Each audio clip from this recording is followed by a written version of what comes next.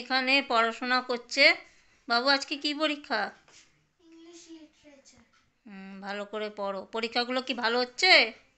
জানি না। জানিস না মানে? তুই তো জানবি কি আমি জানবো? হ্যাঁ, ঠিক করে বল বাবু। কি মনে হচ্ছে তোর? কিছুই না। কি মনে হচ্ছে? কিছু না? ভালো হচ্ছে কি খারাপ হচ্ছে তুই কিছুই বুঝতে পারছিস না?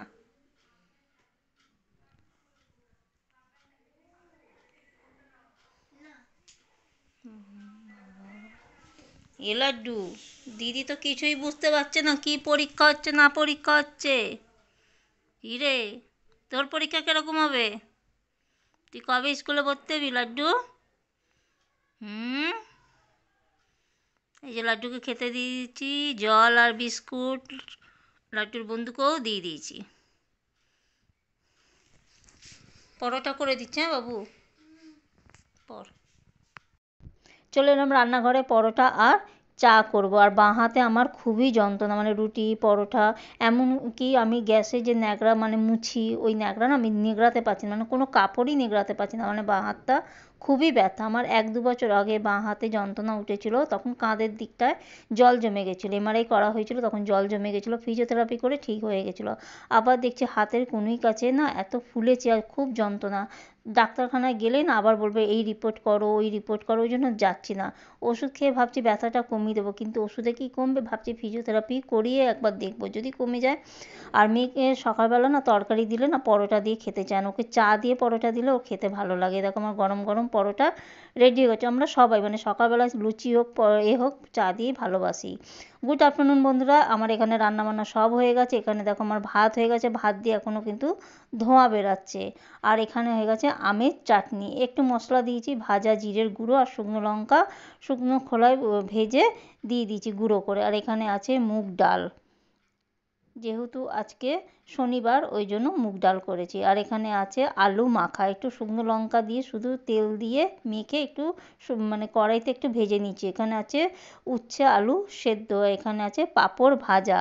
আর আলু পনিরের তরকারি করবো বলে আলুটাকে আমি নুন হলুদ দিয়ে ভেজে রেখেছি, পনিরও আমি ভেজে রেখে দিয়েছি নুন হলুদ দিয়ে। এখানে মশলা আমি নিয়ে নিচ্ছি চালমগজ, আদা, কাজু, কিশমিশ, জিরের গুঁড়ো, নুন, কাশ্মীরি লঙ্কার গুঁড়ো, হলুদ, সব মশলা দিয়ে ভালো মতন আমি কষিয়ে নিচ্ছি। এখন বাজে ঘড়িতে 2:15, আমার সমস্ত কাজ হয়ে গেছে, দিদি কাজ করে চলে গেছে, রান্নাও হয়ে গেছে। এখন আমি পুজো করতে চলে এসেছি। আজকে অনেকটা দেরি হয়ে গেছে লাড্ডুর চান করানোটা। কি করবো, যত ভাবি যে একটু তাড়াতাড়ি করব কিন্তু হয় আর না, দেরি হয়ে যায়। তাই তো লাড্ডু, দেরি হয়ে যায় না? হ্যাঁ, মেয়ে এখনো আসেনি, বরের ছুটি হয়ে গেছে, ওখান থেকে মেয়েকে নিয়ে তারপরে চলে আসবে। গুড ইভিনিং বন্ধুরা, এখন বাজে ঘড়িতে 6:15। দুপুরবেলা না ভাত খাওয়ার পর এত ঘুম পাচ্ছিল যে ঘুমিয়ে পড়েছি, বেশিক্ষণ ঘুমাইনি। এই 4:45টার সময় ঘুমিয়েছিলাম, আবার 5:30টার সময় উঠে গেছি। এইগুলো জামা কাপড়গুলো সব ছাদ থেকে নিয়ে এসে আজকে অনেক জামা কাপড় কাচা হয়েছিল, দেখতে পাচ্ছ। এগুলো সব ভাঁজ করব, চা করব, আটা মাখবো, কড়াইশুঁটির পুর রেডি করব, কড়াইশুঁটি সব ছাড়ানো হয়ে গেছে। আর আলুর দম করে রেখেছি, আলুর দমের মধ্যে পনিরগুলো টুকরো টুকরো করে কেটে নুন হলুদ দিয়ে ভেজে ওই আলুর দমের মধ্যেই মিশিয়ে দিচ্ছি, আলাদা করে আর পনিরের তরকারি করিনি, কারণ একই মশলা পড়বে, বেকার বেকার আলাদা করে তো লাভ নেই, ওই জন্য একসাথেই করে নিচ্ছি। আর যেহেতু শীত চলে গেছে, কড়াইশুঁটি মেয়ে বলছে মা কড়াইশুঁটির কচুরি করো, আলাম ঠিক আছে, মানে এই লাস্ট কড়াইশুঁটি, মানে শীতকালের এই লাস্ট কড়াইশুঁটি করে নেবো। আর এরপরে না কড়াইশুঁটি আর ভালো লাগবে না খেতে, সেই জন্য কড়াইশুঁটি এখন বাটবো, আটা মাখবো, অনেক কাজ রয়েছে। লাড্ডুকে খেতে দেবো, এই যে লাড্ডু বসে আছে। এখন ঘড়িতে বাজে রাত্রি 10টা, সবাই খাবে বলে বসে গেছে থালা নিয়ে, মেয়ে জায়ের 2 মেয়ে। আমি বরকে বললাম আমি কচুরিগুলো বেলে দিচ্ছি, তুমি ভেজে দাও।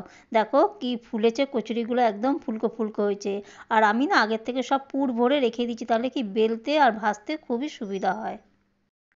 আমাদের খাওয়া দাওয়া হয়ে গেছে, এখন বাজে ঘড়িতে 11:15। কি গো, কড়াইশুঁটির কচুরি আর আলুর দম কিরকম খেলে?